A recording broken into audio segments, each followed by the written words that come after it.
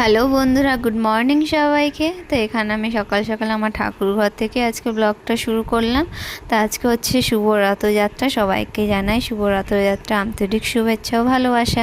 তো এখানে আমার ছেলের রথ আছে, সেটাকে এবার আমি সাজাবো।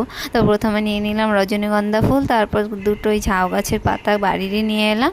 সেখান থেকে মালা গেঁথে একা একাই কাজ করছিলাম, শেষের বাবা এসে একটু হেল্প করলো।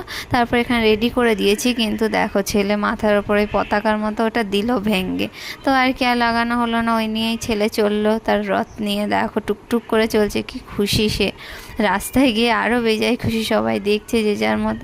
আর এটা হচ্ছে আমাদের পাড়ার বড় রথ, দেখো কত ভিড়। তো এই রথ টেনে আমরা বিকেলবেলা সন্ধ্যের দিকে চলে গেলাম হচ্ছে বাতকুল্লা রথের মেলায়।